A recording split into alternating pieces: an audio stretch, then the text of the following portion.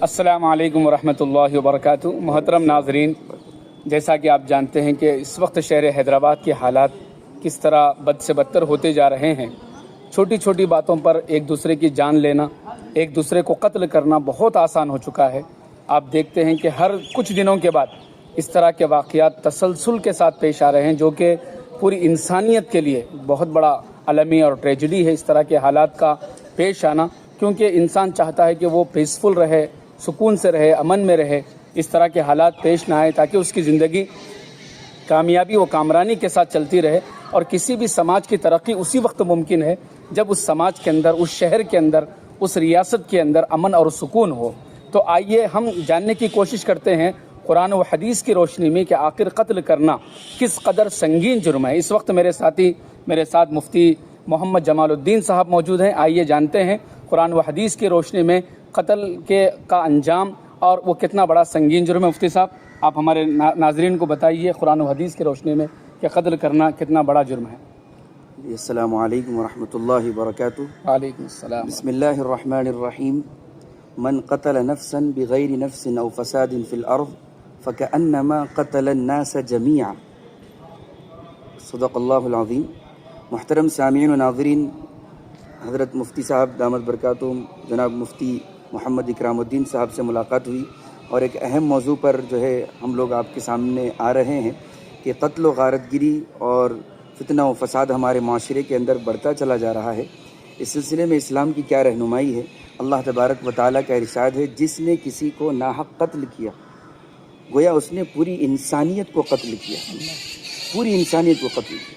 اور اللہ کے نبی علیہ الصلاۃ والسلام نے فرمایا، اگر پورے انسانیت، پوری دنیا کے لوگ اگر ایک کے ناحق قتل میں شریک ہوں تو اللہ تبارک و تعالیٰ پوری دنیا کو ختم کر دیں گے، اور اللہ تبارک و تعالیٰ پوری دنیا کے انسانوں کو اوندھے منہ جہنم میں ڈال دیں گے۔ ایک شخص کا احترام اسلام نے اس طرح بتایا ہے۔ اور اللہ کے نبی علیہ الصلاۃ والسلام نے فرمایا، محترم ناظرین، کہ جس نے کسی کے قتل میں آدھے کلمے سے مدد کی، یعنی ہاف ورڈ سے اس کی ہیلپ کی قتل میں، تو قیامت کے دن اس حال میں آئے گا وہ کہ اس کی پیشانی پر لکھا ہوگا کہ وہ اللہ کی رحمت سے محروم ہے۔ کس قدر جو ہے وعید ہے۔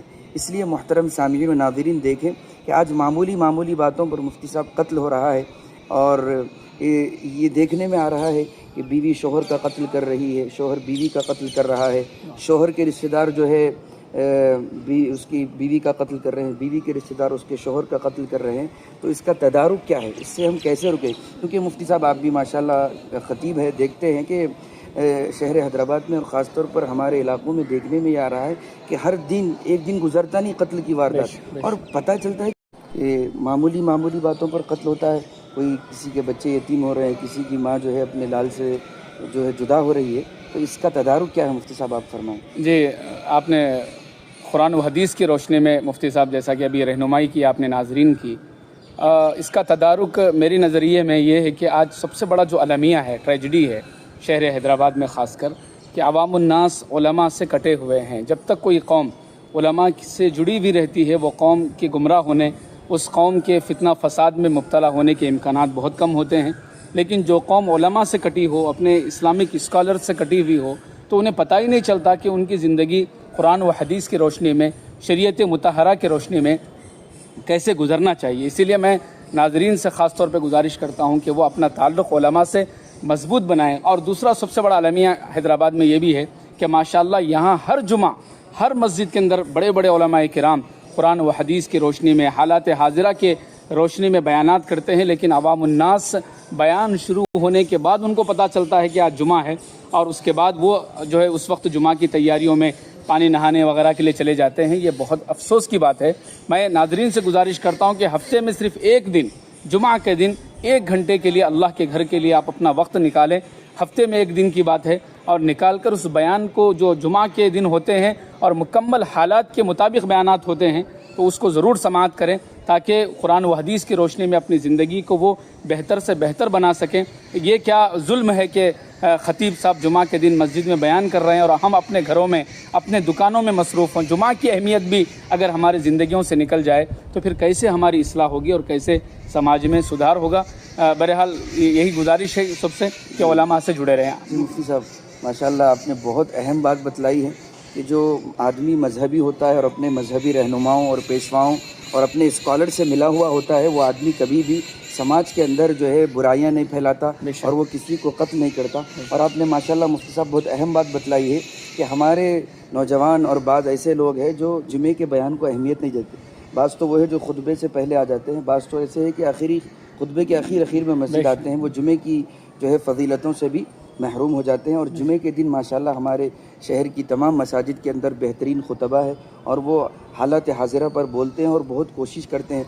याद रखिए यकीनन जुमे के खुतबे से ही और उलमा के बयानात से ही हमारे समाज में इनकलाब आएगा। वो उसके अलावा दूसरे जो प्लेटफॉर्म से या सोशल मीडिया की जो भी चीज़ें वो वक्ती होती है, लेकिन जब तक हम किसी आलिम दीन से मजबूत अपना राब्ता ना रखें उस वक़्त तक जो है हमें हमारे मुफ्ती साहब के बयान से ये बात समझ में आती है कि तब्दीली आने वाली नहीं है। और मुफ्ती साहब और आप क्या फरमाते हैं कि इस सिलसिले में हम कैसे लोगों को ये बतलाएं कि कत्ल करना किस कदर बड़ा जुर्म है? बस अल्लाह के नबी सल्लल्लाहु अलैहि वसल्लम की वो हदीस याद रखें कि इंसानियत का एहतराम अल्लाह के नबी ने कितना सिखाया है। काबतुल्लाह को मुखातब करके अल्लाह के नबी सल्लल्लाहु अलैहि वसल्लम ने फरमाया था कि काबा तेरी अहमियत इतनी ज़्यादा है कि दुनिया भर से लोग तेरे तवाफ़ के लिए आते हैं, लेकिन याद रखना एक बिलीवर की, एक ईमान वाले की जो अहमियत है वो तेरी अज़मत से कहीं ज़्यादा है।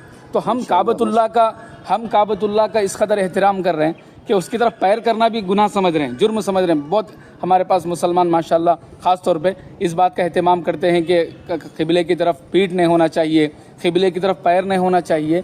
तो जिस मुसलमान की आज़मत को अल्लाह के नबी ने या इंसानियत की आज़मत को अल्लाह के नबी ने इस कदर बतलाया हो कि उसके जो है वो उसकी अहमियत काबतुल्लाह से बढ़कर है और उसको जो है उसकी इज़्ज़तें उछालना, उसकी ग़िबतें करना, उसके जान लेने के दर पे हो जाना, छोटी छोटी बात पर उसका दुश्मन बन जाना, ये बहुत अफसोसनाक अम्र है। इस तरफ खास तवज्जो दें इंसान। जी मुफ्ती साहब। जी मुफ्ती साहब एक माशाल्लाह आपकी इस हदीस पर एक और हदीस याद आई जी कि अल्लाह के नबी अलैहिस्सलातु वस्सलाम ने फरमाया कि आपने भी इस हदीस को सुना होगा कि क़यामत के दिन जो मकतूल है, जिसको कत्ल किया गया, वो अपना सर एक हाथ में लेकर आएगा और अपना धड़ एक हाथ में लेकर आएगा और उसकी रगों से खून बह रहा होगा और वो अल्लाह के दरबार में आकर इंसाफ मांगेगा। तो बताइए कातिल जो आज हो सकता है दुनिया में बच जाएंगे, लेकिन अल्लाह के दरबार में कैसे बचेंगे?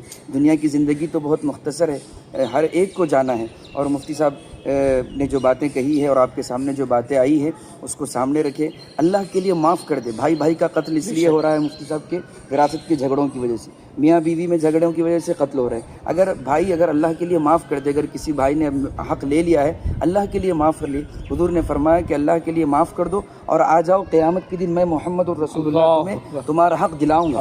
हुजूर ने फरमाया कि सिल मन क़ता। तो ये हुजूर अकरम सल्लल्लाहु अलैहि वसल्लम की हम उम्मत है, तो इंशाअल्लाह हम इसे बुराइयों से बचेंगे तो हमारे समाज के अंदर सुधार आएगा और हमारी नस्लें इंशाअल्लाह तरक्की करेंगी। साहब बहुत खुशी हुई जो है आपसे मुलाकात हुई। अल्लाह तबारक व तआला हम तमाम से राज़ी हो। अस्सलामु अलैकुम व रहमतुल्लाहि व बरकातहू। उम्मीद के नाज़रीन आपको जो है ये बातचीत समझ में आई होगी। आप इसको ज़रूर दूसरों तक पहुँचाएँ ताकि पूरा समाज एक पीसफुल हमारा समाज बने और हमारी रियासत तेलंगाना और पूरा मुल्क हमेशा तरक्की के राह पर गामज़न रहे। शुक्रिया, जज़ाकुमुल्लाह खैरन।